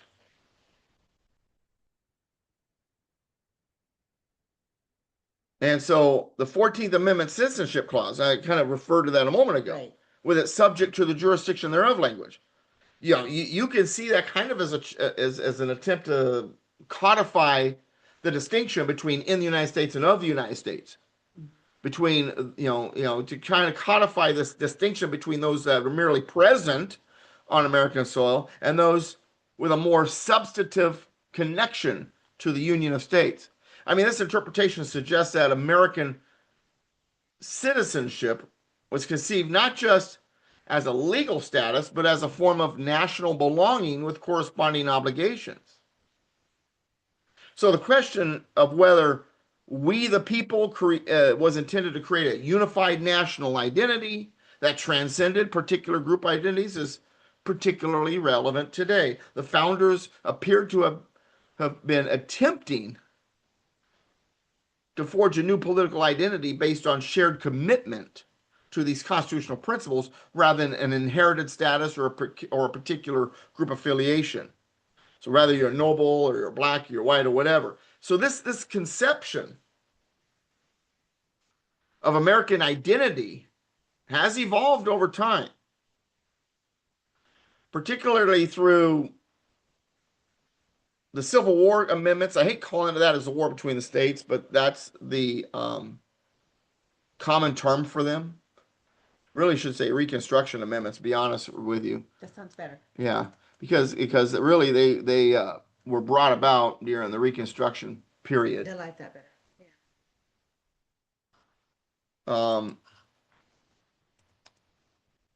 Matter of fact, what I'm doing is I'm adding myself some notes for myself. Civil rights movement, contemporary debates about citizenship and belonging.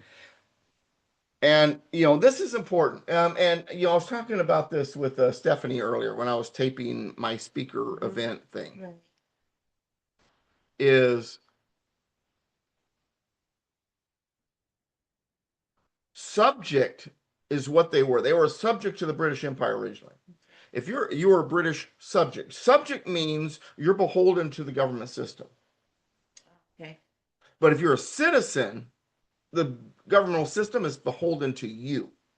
Okay. The word citizen is important here. And I know there's some people out there, they try to make it sound like citizen means you're a slave to the citizen, system, the 14th Amendment version of citizen, and they get into all that jazz. They can get a little bit complicated. Well, they make it complicated when it isn't. Okay, all right. A citizen is simple. And citizen, I mean, we go way back in history, but the citizenship kind of idea the founding fathers were using was what it was to be a citizen of Rome or of Greece. Okay. In the sense that you were to be a participant, and the word citizen had kind of gone bye-bye during the old world, Romanized Europe after the Roman Empire fell, all that jazz, periods, and was replaced with subject. You really weren't a citizen. You were either a noble or you were a subject. And if there was a citizenry granted, it would be to the nobles, the special people, right? The elite. But citizen, the way the founding fathers tried to apply it, was more than that. And so this we became, and we have to understand, we the people does not mean democracy. And I recognize there is a tension between the universalist aspiration of we the people and particular experiences of different groups in American history. I mean, and I understand that we need to study that. And I understand there are groups can say, yeah, but we experienced as a group this. I understand that. But ultimately, it's about being an American, about being a part of we the people of the United States. And so kind of Tinger is asking me, says, explain how the Constitution is not the economy and why non-citizens have not the same rights nor entitlements to citizenship or money. I don't know what you're looking for, but I will tell you this, Tinger. In Article 4, Section 4, it explains that citizens get the rights and privileges, the privileges and immunities of citizenship. It has to be of citizenship. Privileges and immunities belong to citizens. It's like being a member of a club, right? Okay. If I'm a member of a country club, I can't just go out there and golf, by not a member. I got to, and I've got dues to pay, and I've got certain, or it's like even a labor union or whatever, right? There's certain benefits to being a part, right? You pay into it. Right. Right. So by being a citizen of America, and you pay into it with taxes apparently, there are privileges and immunities that only you get. Benefits that you get. Full jurisdiction. Getting back to the 14th Amendment. If you have full jurisdiction as a citizen, you have partial jurisdiction otherwise. So you come to the United States and you're here temporarily, or you're here even as a permanent resident, you don't get the full jurisdiction. No, they can't. You get the jurisdiction that's awarded or is afforded to you. Right. You only get the full jurisdiction if you're a citizen. Yes. And the full jurisdiction includes voting. It could be a jury duty. Jury duty. Yeah. Stuff like that. So, and that's all. That's all an important part of being. I mean, I know jury duty, we hate it, but it's an important part of being a citizen. And so, we have to understand all that. And I get it. There's this battle and this argument, and in the end, though, we have to be reminded the founding fathers were well aware of the schemes of identity politics.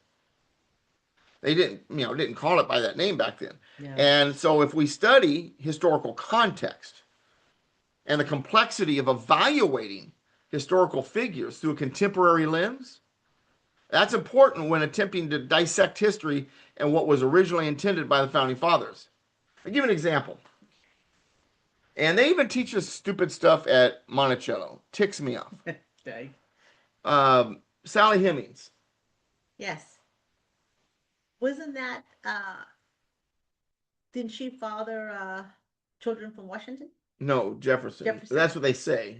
Thomas Jefferson. Yeah. That he. Well, it was right there. You go into that little room and it tells you. Yeah, they're at Monticello. It tells you all this stuff, and none of it has any hard evidence that proves it. But despite the fact that there's no evidence, it's still there. Yeah.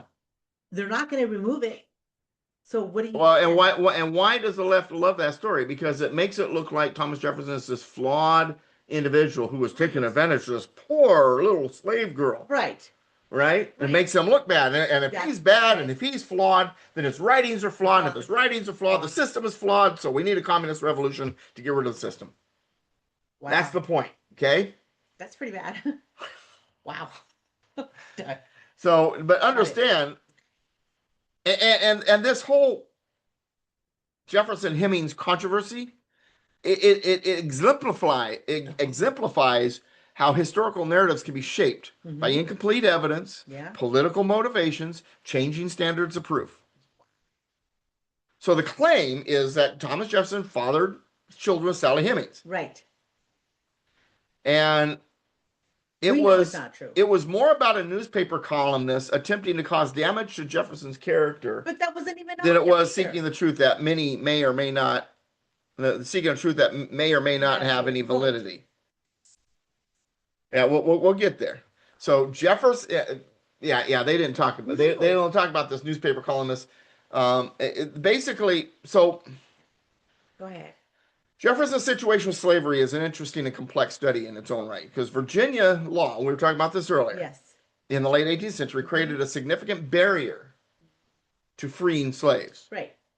In 1782, a law was passed that eased some of the restrictions, but it still required slaveholders to provide provisions and ensure that free slaves could support themselves, which presented financial challenges for many, if not most, plantation owners if they wanted to free any slaves. Right. It was expensive to free a slave. Yes. Because you had to give them some form of property or something. Well, you had to give them, you had to give them like a mule and so many provisions, and there's money. There was a whole list of things. Okay. Right. Now Jefferson had substantial debt. Now, was it because he didn't run his books very well? Because the left will say, yeah, he was in debt because he was horrible with his books. No, he inherited most of that debt, Right. almost all of it, from his father-in-law, John Wales, Right. who not only did he inherit all those slaves from his father-in-law, but he also inherited all the debt. And so because of all that debt, I mean, Jefferson was doing okay. Suddenly he inherits all these slaves, but also all this debt. And so it made it legally and financially difficult for him to free any of his enslaved workers.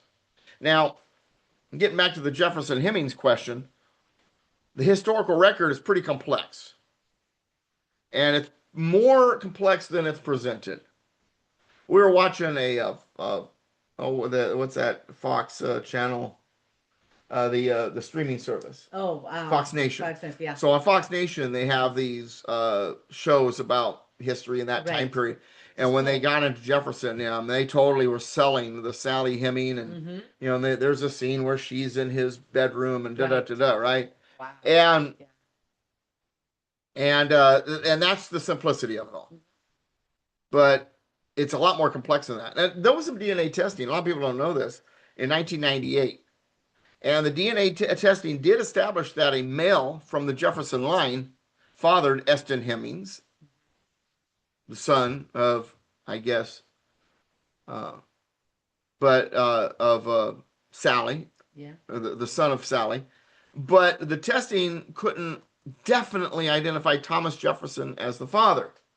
And based on the testing, it even suggested it may have been a different Jefferson. And then you look at the historical context. Randolph Jefferson, Thomas's brother, was documented as visiting Monticello a lot during the time period in which she got pregnant. There were other male Jefferson relatives that also lived nearby. But did they ever ask her? Did she ever say? There is alleged discussions that hint, but nothing ever says definitively. And at the time, you're a female slave. Why would anybody ask her? Good point. Right? Because of the way right. The way the what's the word? The way the social dynamics were at the time. Yeah. Okay. Good, yeah. Okay. And at the time, it was actually proven wrong. See, at the time, well, there was a newspaper reporter that believed that Jefferson owed him money. Yes. It was the Sedition Act. Okay. And what had happened was anybody who supported Jefferson, spoke out against Adams, they were arrested for sedition. It was like $200 fine or $250, one or the other, and like 4 months in jail.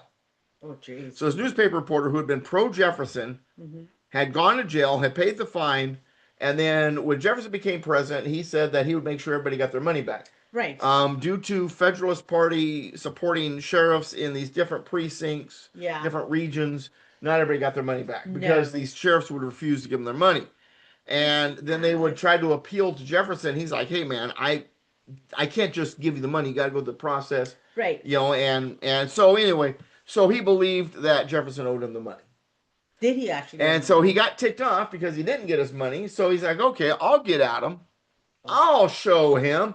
I'll write an article that says that, gosh, there's an awful lot of those slaves over there at the Jefferson plantation that look like Jeffersons. That's how it started. Like 2 weeks later, it was a Philadelphia paper. I can't remember the name of it. They redacted or not retracted. I'm sorry, not redacted. Retracted the article and admitted that it had been proven to be false. But yet the story still, it's still there today. And so, and we have to understand that it's important to take a cautious stance on this. The DNA results are not definitive to Thomas Jefferson. The guy who made the original accusation did it out of spite. There's no hard evidence that shows it to be true that Thomas Jefferson fathered these. And the guy extensively wrote. He would have likely maybe wrote about it in one of his letters. But today there are certain historical narratives that become so entrenched, despite contrary evidence and historical evidence, and challenges to mainstream narratives that are all, I mean, so these mainstream narratives, they're always worth exploring further. It's always important for us to go deeper. You know, Mr. Dynamics in the chat brings up Liz Warren, who says that she was, you know, so Indian that she used you know, that to get into a college with a special whatever. And well, in the chat room, I don't know how exact this is, but it says 9 sets of grandparents to find Native American in her blood.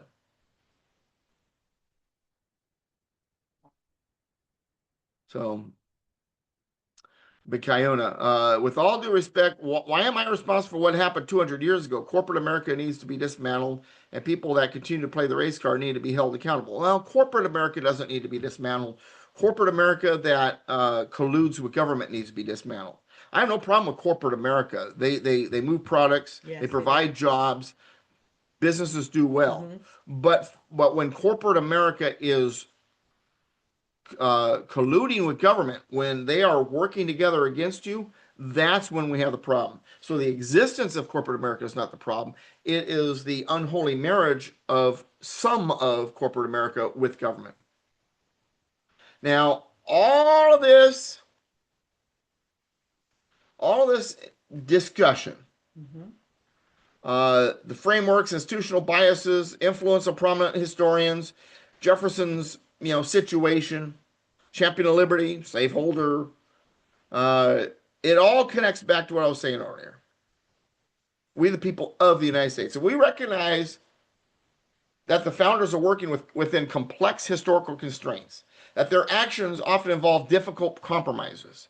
We don't understand all the reasons, all the things. They weren't just some flawed guys with a flawed idea and a bunch of racists, and that way we got to blow the whole thing up. That's the stupidest thing I ever heard. Oh, because the guys who were flawed, who created, we got to blow the whole thing up and be communists. That's the stupidest thing I've ever heard. And or this idea that we the people, democracy or collective system like communism.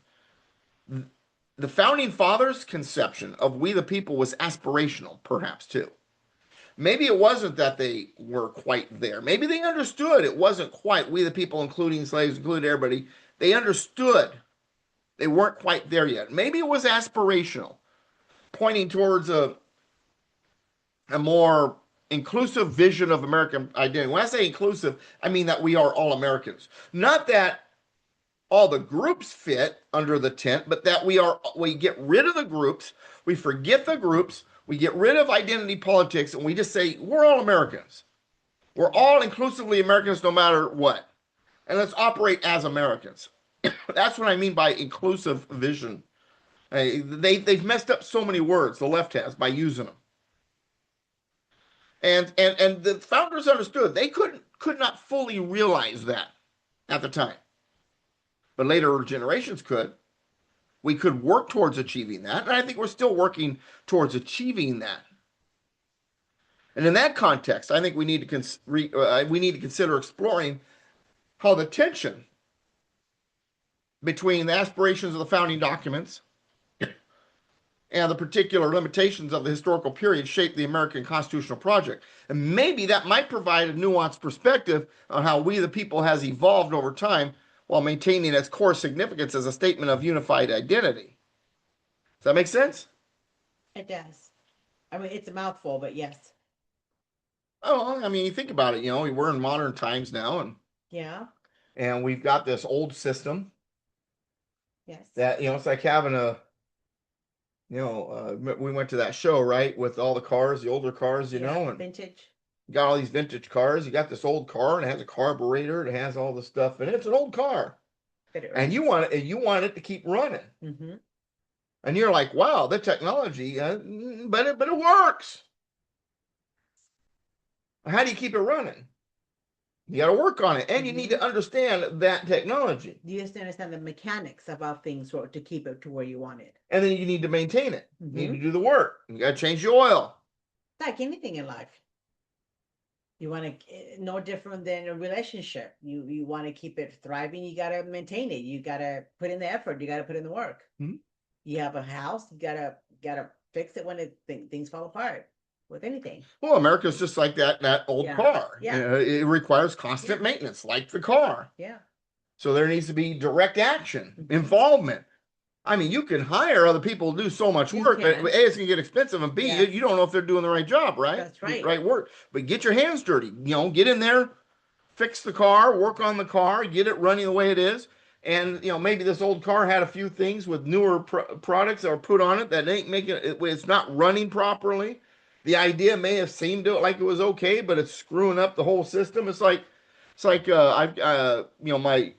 have well water, and where our cistern is, there's a giant, the thing looks like a torpedo pump the water. Just got to pump it 450 feet in elevation up to the house, or to the tanks where the house is, and then from the tanks we pump it into the house. But that torpedo looking motor pump has to get the water up there. Right. Takes a lot of power. And so the caretaker, he had bought a generator, and that particular pump required 220. Right.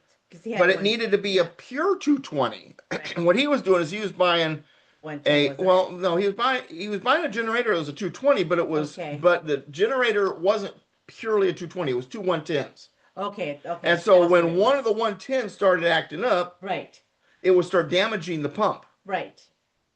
You need to spend a little extra money to get the pure 220, which is what we have now. Yes. And so he thought he got the right part, but it was messing things up. Mm-hmm. Just like 17th Amendment's messing things up. 16th Amendment also. So, we have to make sure we put the right machinery into the engine so it properly operates. What's no different than your salsa, you're saying? Oh, yeah, I tell the story of my salsa. You gotta put the right ingredients to make it taste good. Otherwise you're gonna have horrible salsa. Well, yeah, what was she, and I use this a lot when I talk about this stuff, is actually my salsa recipe is my dad's salsa recipe. And Dad, he been making salsa since I was, young man. Right. It's great salsa. I do add a little bit of a couple of ingredients, a little extra. I add a little extra green onion, a little extra cilantro. I'm funny that way. But so the salsa recipe got so popular whenever he would take his salsa to different get-togethers that members of the family wanted his recipe. So he'd send them the recipe, and it'd go out to, Uncle such and such and Aunt such and such, and then Aunt such and such and Uncle such and such would give the recipe to, nephew and cousin, and by the time it exchanged enough hands, things changed. And even some of those people along the way were doing different things. And so finally, one of the nephews calls up Dad and it's like, "Yeah, I just want to let you know your salsa recipe sucks. It's one of the worst salsa I ever had. I don't know why everybody's saying big things about it. It sucks." So, well, what'd you put in it? Well, I put in it what's in the recipe. Well, tell me the recipe. Well, instead of lime juice, they're putting lemon juice. Instead of cilantro, since somebody along the line didn't know what cilantro was, looked it up online and said Mexican parsley. I think, okay, it's the same thing as parsley, so they use parsley.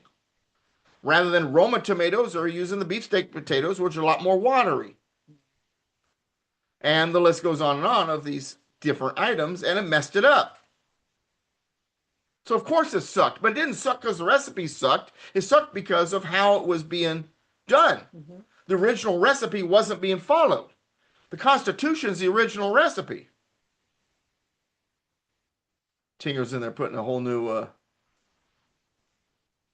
and why do people want to destroy it, Dad? a whole new recipe in there. Let's see. Can of peeled tomatoes. No, we use Rotel. Rotel. 4 cloves of garlic. 1 to 2 cloves. A quarter of an onion.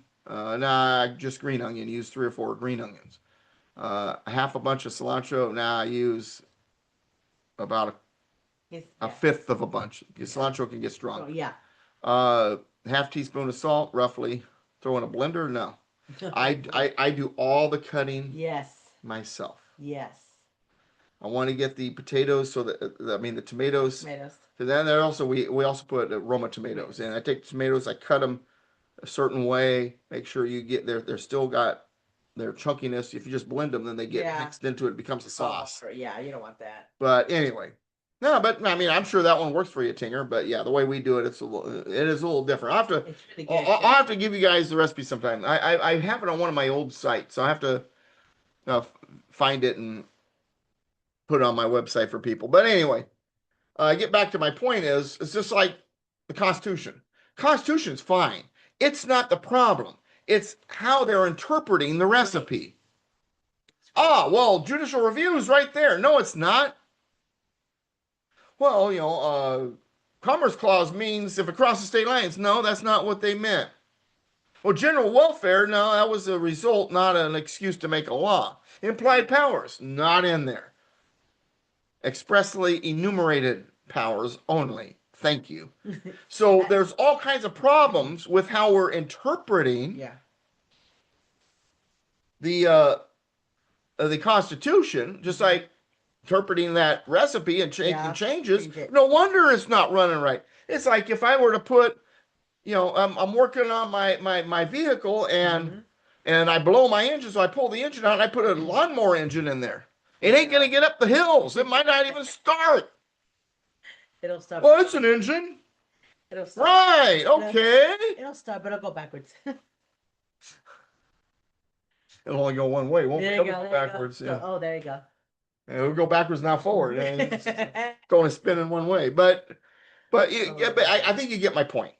And we have to understand that the phrase "we the people of the United States" it wasn't meant to be just some static declaration Yeah. or an ongoing invitation to participate in the American experiment, a project that remains unfinished and requires continuous renewal. The reality is that we have not fully realized the vision embedded in the preamble. The context of being of America, rather merely in America, remains incomplete. And this is, evidenced by the persistent divisions, identity politics that characterize much of contemporary discourse.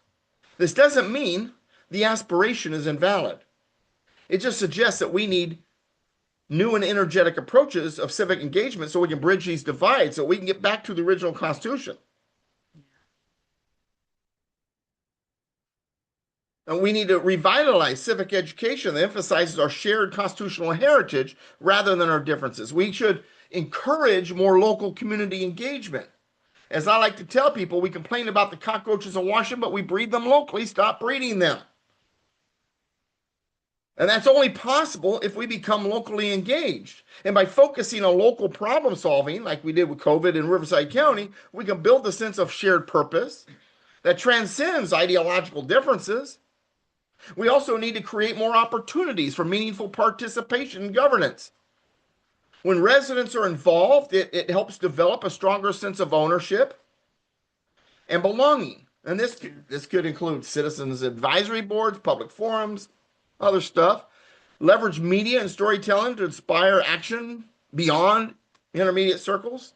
Personal narratives that emphasize our shared American identity that can help counteract the divisive forces that promote identity politics. By highlighting stories that demonstrate what it means to be of America, we can create a more unifying public discourse. We should recognize that civic engagement takes many forms, way beyond voting. If it was just about voting, the founding fathers would establish this country as a democracy. They didn't. It's a republic. It takes more civic engagement than just voting to maintain the system, be it volunteering in the community, being informed about local issues, or actually directly engaging in civic activities like attending meetings and speaking, speaking gatherings and running for local office. Each of these activities contributes to the maintenance of our constitutional system and helps strengthen the bonds that unite us as one people. The lesson of we the people of the United States is that citizenship is not a passive status, but an active commitment to the strength of our system of liberty and a free market. We, by focusing on what unites us, by creating opportunities for meaningful participation in our communities, localism, start locally, it begins locally. Then we can move closer to realizing the vision of we the people of the United States without using identity politics that classifies people as a part of a race or an economic class or ideology. In the end, the importance of our shared commitment to constitutional principles and the American experiment is self-government. And self-government means we are working together. We are a part of it. We are doing it all together. That's what it, and I'm not a collectivist. I don't believe it takes a village, but it does take a community to make things happen. Individuals working together as individuals to make it happen, not a collectivistic Borg-like deal. That's not what I'm talking about. Anyway, so did you enjoy the program? Mm-hmm. Yeah? Enjoy the shoes the best. Enjoy talking about Rubio going after them over the shoes comment. I mean, like, seriously, We're really? watching this. She's like, "Are you kidding me? How stupid are these people?" Oh my God. You're funny. I tried. All right. Well, united we stand, combined we kick butt. God bless America, my friends. God bless you. Thanks for spending the time with me. Yes. Appreciate you. It was fun. Chat room, you're awesome. Do me a favor. Visit DouglasVGibbs.com. DouglasVGibbs.com. This is where I write. I write pretty much every day. I've a lot of the stuff I talk about, I've written about. Yes. Check out my books. I've written 11 of them. Number 12 coming up soon. Yes. Get involved. Stuff envelopes for a candidate. Become a candidate. Hold the signs up over at the overpass. Whatever it is you do, do it. Because saving this nation, getting us back Constitution is not a spectator sport. It requires us to be on the field. We need to be out there playing the game. We need to be doing what we can as citizens, not subjects, but citizens of the United States of America. This is a very special place. It needs to be fought for. Thanks for spending the time with me. All right. We got the next batch, and gosh, these names are looking awful familiar to who I come in behind. Before the start of your show on a Friday. Yeah, I was like, yeah. guys... I'm like got this weird backwards deja vu thing here. No, because I was trying to check at what time I was supposed to come on, and then I saw that they were on before you, so I was like, oh yeah, round 2, guys. Well, it's a pleasure to hand it off to you guys. Thank you for being here. And you guys are on time, unlike me today. I don't know if you guys, everybody's paying attention. Oh. Yeah, I'm like on my I saw computer, that. like, it's like 2 after, 3 after. By the time I got on, it was like 4 or 5 after. So I appreciate the fact that you guys are patient. I'm typically very punctual, but I just got, into what I was doing. But it's good to see you. Chat room, you guys are awesome. Thank you for putting my links out there, navigation2liberty.com. Thank you, Sons of Liberty. And I'm working on making that site more geared towards my books. So if you guys are curious about my books, navigation2liberty.com, navigation, the number 2liberty.com. All right, folks, it's all yours. The handoff is complete. Grab the baton and run down the track. It's great. Been great being here. I love Patriots Soapbox. Thank you guys for coming in behind me. We will Have a take great it. All weekend. right. Have a wonderful weekend. Yes. Yeah, thank you. All right. Bye-bye now. Bye.